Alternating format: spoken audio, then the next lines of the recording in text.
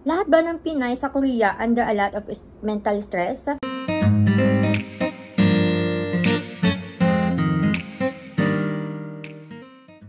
Annyeong chingadol! Good afternoon guys! And welcome back sa akin. Diba? Ang tagal kong hindi na-vlog.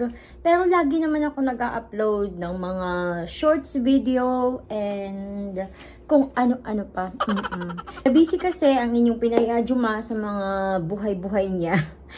Ewan ko ba? Wala naman akong trabaho pero lagi akong busy. Bago akong ginagawa ulit, ito yung kulay ng yarn na gamit ko. Bumili ako sa online. Kasi yung sa Daiso, nahihirapan akong kumuha ng okay na kulay kasi limited lang. Tapos yung size din ng yarn is limited lang din. So bumili na kami sa online. Thank you kay Mr. Dax kasi sinusuportahan niya yung aking bagong pinagkakaabalahan sa buhay. Inumpisahan ko na yung paggawa nito. Bali, ito yan siya guys. Ayan. Naumpisahan ko na. Bag po ito and may nag-request sa akin na gawan ko daw siya ng bag. So, ayan, umpisahan ko na. Kaya, abala na naman ako. Natutuwa kasi ako. Na-enjoy kong mag ganyan-ganyan. Oo, na-enjoy ko siya. Kaya, sabi ko nga, kung may gusto magpagawa sa akin, bayaran lang yung yarn. And kahit papaano pang kape, sapat na. Basta may ginagawa lang ako habang nanonood ng TV. Na-enjoy ko kasi. And anyway, kaya pala ako nag-vlog. Bumili din ako ng snack. Ayan. Kasi galing ako sa, sa palengke, sa grocery, bago ako nag-vlog.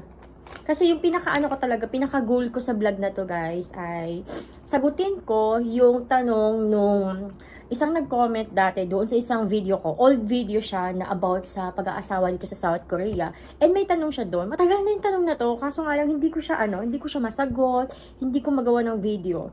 So ngayon, gagawin ko na ng video at sasagutin na natin. Pero yung sagot sa tanong niya ay, yung mga sagot ay galing po sa iba't ibang Pinay na may asawa na Koreano. Kasi kung ako lang, hindi ko masyadong masagot kasi limited lang yung experience ko dito sa South Korea. And di ba hindi nga ako nagtatrabaho, so medyo less yung aking knowledge about sa mga buhay-buhay dito sa Korea.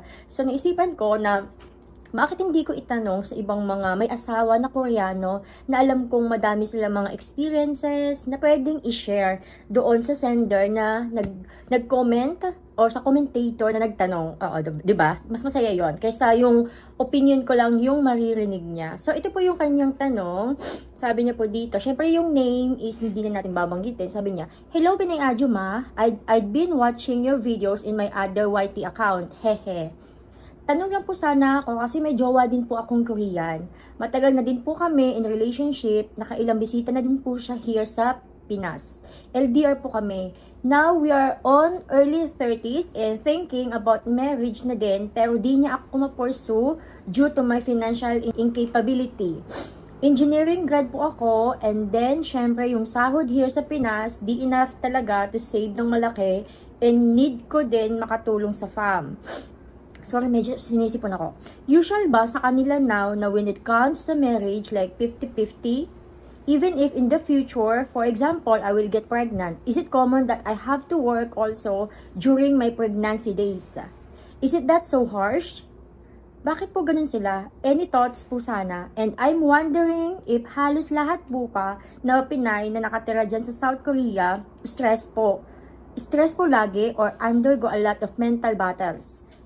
And how you think they cope up po? Sorry if daming tanong. Curious po kasi ako and I want to think, gather more data as preference. Thank you. God bless you more. So, ito yung mga sagot. Sabi nitong isa, ni isang Pinay, thank you so much sa lahat po pala ng mga nag-share or nagsagot sa tanong na to ni commentator. Thank you so much sa pagbibigay ng time na mag-comment, i-share yung inyong knowledge and experience po dito sa South Korea. Maraming salamat po. I appreciate po. Sabi dito, depende naman po yan sa asawa niyang upa or BF. Kung bigyan siya ng stress, sa pag-aasawa ng Korean, swertihan lang talaga. Pero kung dito sila mag-stay, need din talaga mag-work, lalo na kung walang ipon si opa. Pero kung pregnant ka, tapos mag-work, di naman siguro. Grabe naman yung upa mo if need mo mag-work. Pero dito, tama din yung 50-50. Share kayo sa gastusin, lalo na kung kulang naman talaga. Need mo mag-share, syempre, asawa mo na eh. Di naman pwede na lahat na lang kailangan asa mo sa kanya. Sa amin kasi mag-partner, nagtutulungan talaga kami. Parehas may work, nag-share ako ng gasto sa bahay or bills paman yan. And pinaka-importante din pag-usapan nyo yung financial. Sa amin kasi ako ang nag-budget ng pera. Sa akin lahat, ako ang naghahawak. Yung sahod ng asawa ko, binibigay sa akin, kaya wala akong stress. Ayun. Thank you so much! Ito naman ay galing po kay Alerina Olivera. Sabi niya, si Koreano naman may gastos lahat. Wag pa kasal kung makikipaghati, isipin mabuti. Tas, yung engineering na tapos mo sa Pinas, baka pag nasa Korea ka na, mag-iba na yung field mo. Kailangan mo pa mag-aral language nila para same engineer ka pa rin pagdating sa Korea. Pasensya na, di ako magaling mag-explain, basta yun. Oo, kagaya din ako ni Sisi Alierina na hindi ganun kagaling mag-explain. So, nakuha naman natin yung point niya na talagang kung may profession ka sa Pilipinas, tapos pupunta ka ng South Korea, kung dito na kayo mag-stay, dito ka mag-work, kadalasan po talaga hindi nagagamit kung ano yung natapos nila dahil nga po sa language. Kailangan din talagang aralin yung language kasi po halos karamihan po talaga dito is Korean pa din po. May mga marunong mag-English pero medyo kunting percent lang kumpara sa Pilipinas na medyo nakakaintindi talaga, 'di ba? Dito is hindi po talaga. Ayun, sabi ko nga konti lang. So, kailangan aralin ng Korean language, which is sobrang hirap po. Then next, ito naman ay galing po ito sa isa sa mga friend ko dito sa South Korea. Isa-isa niya po yung mga tanong mo. So, yung number 1 na tanong mo, usual ba na 50-50 sa expenses ang mag-asawa dito sa South Korea? Sabi niya, depende. Hindi lahat pare-pareho. Lalo sa mga couples na may mga anak. Siyempre, mas malaki ang expenses kada buwan. Kapag hindi enough sweldo ng husband, the wife needs to help financially. Hindi dahil gusto ng Korean husband, kundi dahil bilang wife, nandyan ka para sumuporta o tumulong sa husband mo dahil di niya kaya na siya lang mag-isa. Number 2, do you have to work kahit pregnant ka? Yun yung pangalawang tanong, di ba? Yes, lalo pag healthy pregnancy naman at walang problema. But if doctors advise na masela ng pregnancy at need ng bed rest, then you must follow the doctor's advice para sa safety mo at ng baby mo. I'm sure your husband would understand your situation. If may chance na mag-online business ka to help your husband, why not? Remember, God created us Eve para may katuwang si Adam. Next, ito pa. Number 3. Lahat ba ng Pinay sa Korea under a lot of mental stress? Ito yung sagot niya. Lahat naman ng tao nakakaranas ng stress at some point in their lives because we are human beings after all. Lahat ng emotions mararanasan natin sa buhay. The only thing that matters is how we handle the stress. Some Pinays prefer to hang out with their friends para mawala kahit paano ang stress nila. Some of them join a community church para every Sunday nakakapag-fellowship sila at ma-inspire sa preaching. Bottom line is, how you handle stress depends entirely on you.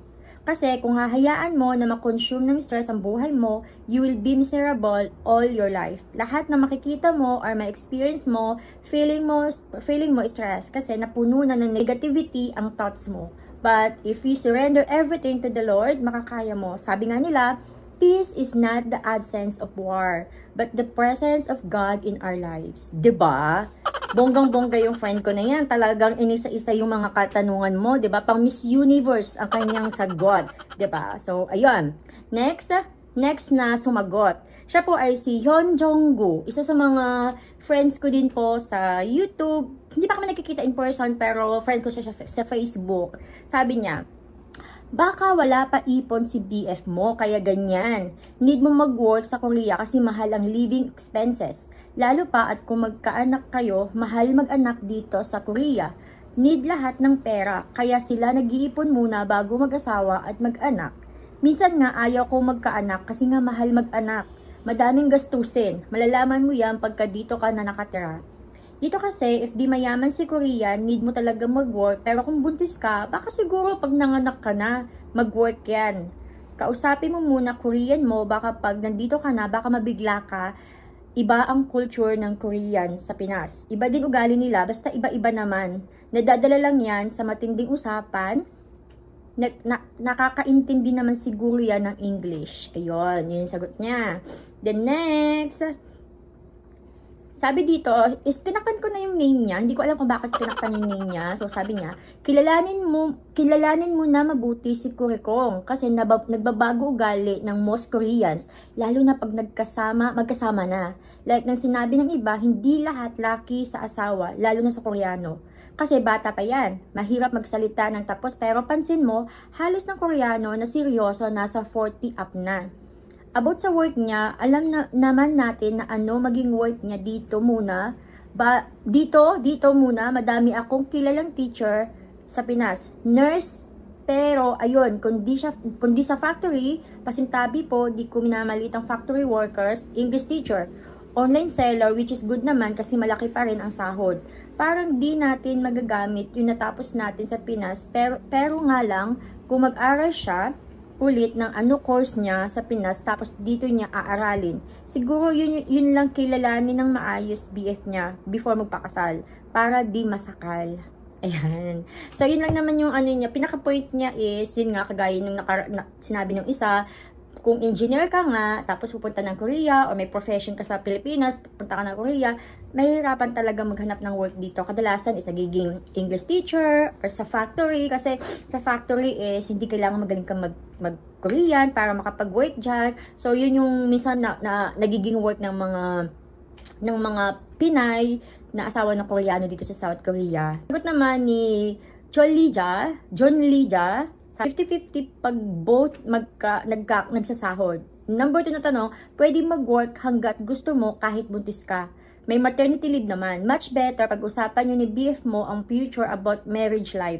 About mental health naman, depende sa sitwasyon. Nagkaroon ng mental health dahil sa marital situation, financial situation, environmental issue, health issue. Ayun. Thank you so much. Then, isa pang sagot mula kay Che Santander Park, sabi niya, for me moms, wala yan sa lahi. Depende yan sa usapan nyo mag-asawa at dahil nagtanong ka, it means hindi nyo pa napag-usapan. 50-50. Katulad ng iba ring lahi, merong ganitong setup. As for me at sa iba kong kilala, si husband ang nag-provide ng house 100%. Nag-work din ako pero hindi ako obligated mag-share. Pero kapag mga entertainment and leisure for kids, usually sagot ko na yan. Stress, mental battles, yes, normal yon dito. Lalo na di uso dito yung may help ka sa ibang tao. At kahit saan naman, pero you can choose your battles, ika nga. Pregnant, 50-50. Si husband mo lang makakasagot niyan. Pag-usapan nyo, expectation nyo before marriage. Kung hindi pala handa si boyfie, huwag nyo ipilit kasi madalas ibang personality si boyfriend, si husband, at si father ng kids. Swerte ka kung family man ang mindset ng boyfriend mo at hindi pang jowa lang. Kung ngayon pa lang na-stress ka na mag 50-50 kayo, mas lalo ka may stress niyan pag pinasok mo marriage life. Wow, di ba? Napakaganda ng kanyang mga sinabi. So, ayun lahat yung sagot sa tanong mo po, sender, or paano ko sabihin, nag-comment. Thank you so much. Sa akin naman is yung sagot ko, ang sasagutin ko na lang po is about yung sa number 3, yung sa mental health. Kung madami bang madami bang mga Pinay dito sa South Korea yung dumadanas ng mental health issue?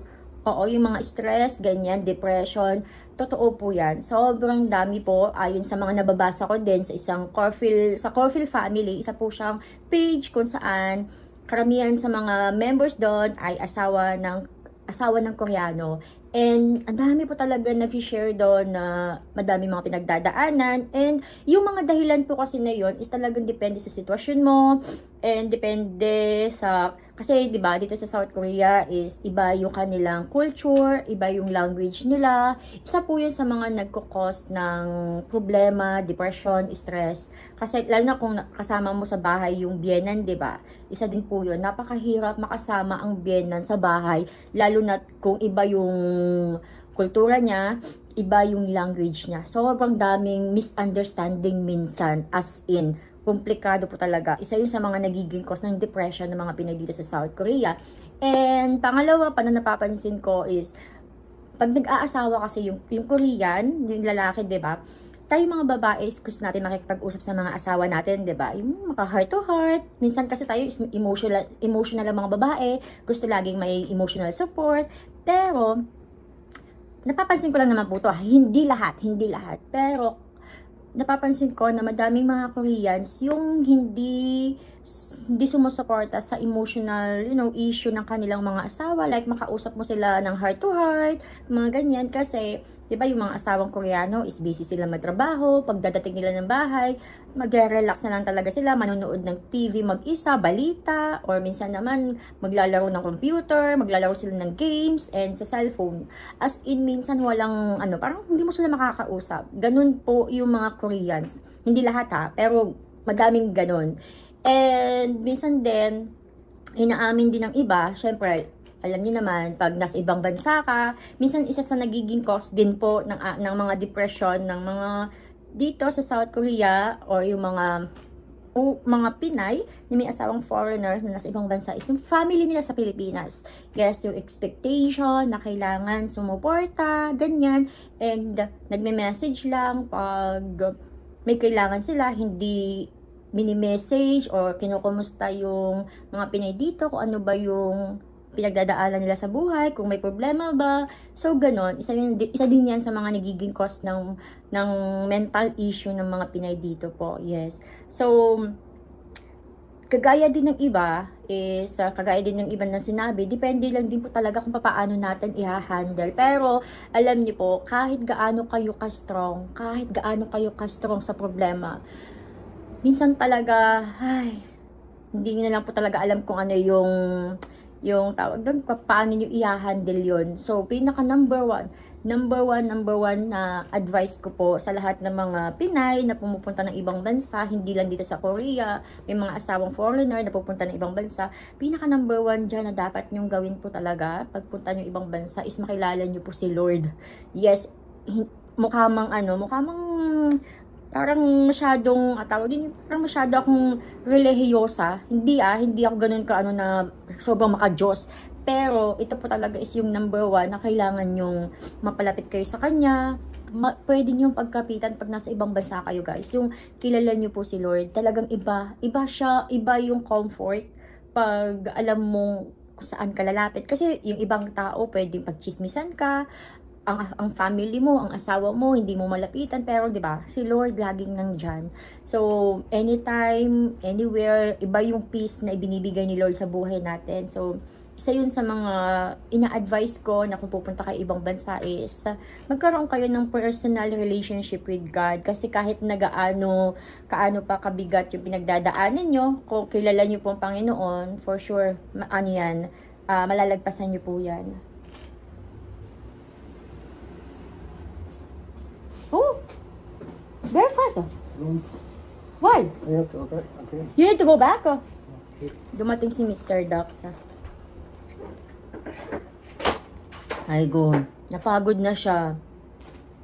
Pumunta siya ng court, guys. Yung court kasi is, di ba namatay yung biyenan ko? May mga papers na kailangan isubmit sa court. Hindi ko alam kung para saan yung mga papers na yon, pero yun, kailangan yung isubmit yun. So, kanina, umalis na siya, kaya mag-isa lang ako dito sa bahay. Tapos ngayon bumalik siya, kasi nagkamali daw po siya. Dahil nga, meron siyang finipilapan online. Hindi ko alam bakit kailangan niyang umuwi ng bahay para lang itama yung sa online. So, ayan. Tapos aalis ulit siya.